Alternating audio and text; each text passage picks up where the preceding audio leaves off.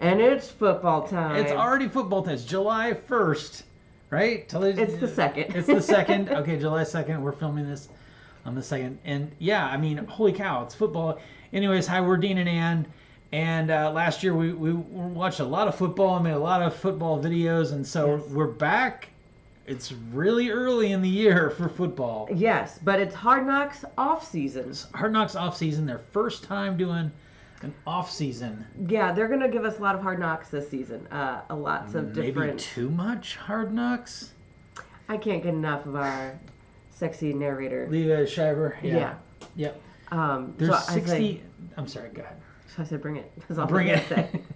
There are 64 days left until the first NFL game, which, now that I think about it, is not that far away. It's only 2 months, really. So, pretty exciting. All right, so we watched our first episode of Hard Knocks off season with the New York Football Giants. Yes. And it's all about the front office. The quote I wrote down is, "Spring belongs to the front office." So we get to see behind the scenes. And right now they are preparing for the combine and trading and financial planning. Free agents, the open market, the draft is coming up in April. Yeah, so they're these guys work really hard all year round. They do, yes. I think this is the first time we really get to see sort of that general manager and the assistant managers and all that kind of stuff. The other Hard Knocks that we've watched, they do show the players and they show their immediate coaches and stuff, but this is going deep into the front office, and so yeah, it's pretty interesting. I really hope they do like a Hard Knocks Waterboy.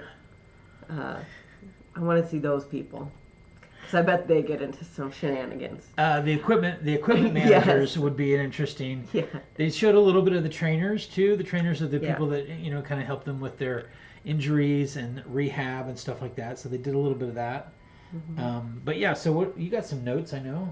My notes are there was just a lot of information.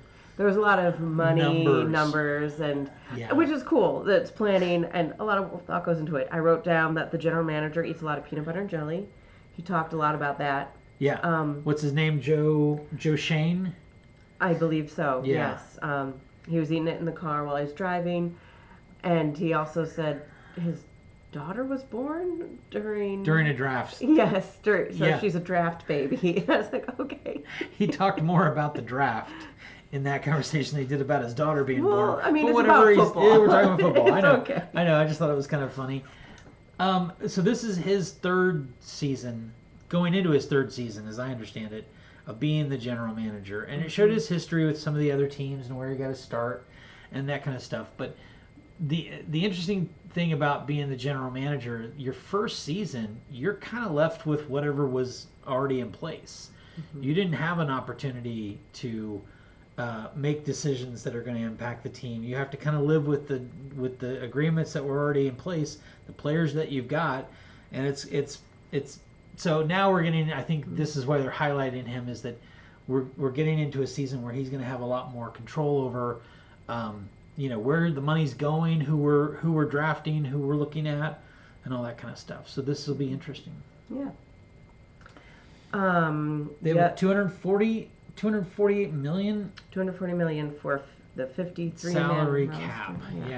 Yeah. So I know that number kind of surprised you, didn't it? The 240. Yeah, it did. After that documentary about how much cheerleaders make, it's I was like, oh wow, that's a big number. How much do the cheerleaders make? $20 an hour. Yeah, it's not much. It's not. That was just for the Dallas Cowboys, and I know they get treated pretty poorly, but that's a different discussion. I think they used to get treated. I think they get treated better now, don't they? No. Maybe, did I watch this documentary that you're talking about? I don't know. I think they could be treated better. The excuse is that they do it for the passion. Oh, okay. Yes, they do it for fulfillment, not They don't do it for the money, which is an excuse they give for a lot of jobs. It doesn't matter. Got it. Got it. It's like an internship. Oh yeah. Okay. Okay. Back to this. They have 100 days to assemble a team. I wrote that down. Okay. 100 days. And that's about when I stopped taking my extensive notes because I could not keep track of all these names, the current players, who's injured, Yep. who they're looking at, where they want to save money. Yep. Because they like the running back, but they might want to save money and get a newer runner back. Because the running back, his Different. contract's up. Yeah. And he's going to want more money usually Yeah. and not less. So I think they're already feeling like, and this we're talking about Saquon Barkley, and phenomenal player, but he's in the older range, and He's like 22. I mean, he's 27. ancient. I'm just kidding. 27. Anyway, so they're kind of feeling like they were trying to do a contract negotiation last year and they couldn't get it done.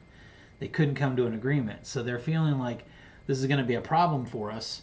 So they started looking at who's on the open market that might be able to come in and take that position, the lead running back. I think who's on first? All right, jokes. So they pulled up 6 different players. I think 5 different, including Saquon.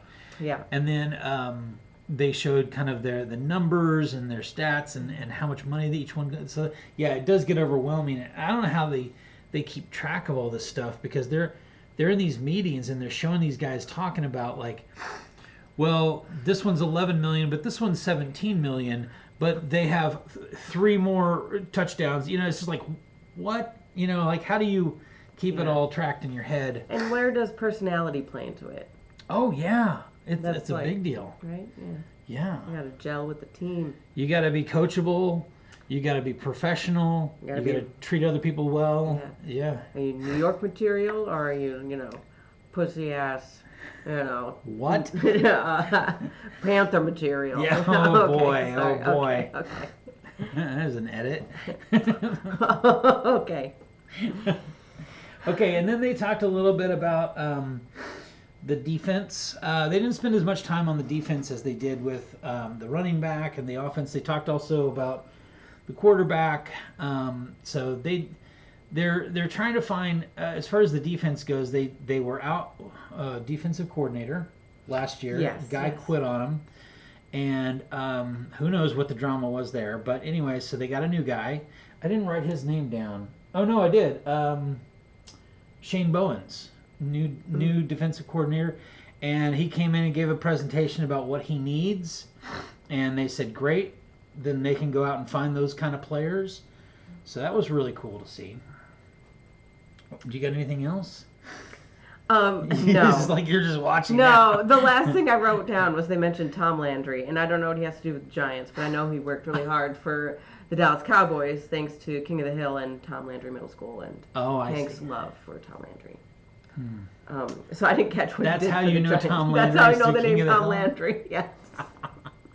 Okay, well, But I know he was a pretty epic person in football back in the day. yeah. I mean, that was a long time ago.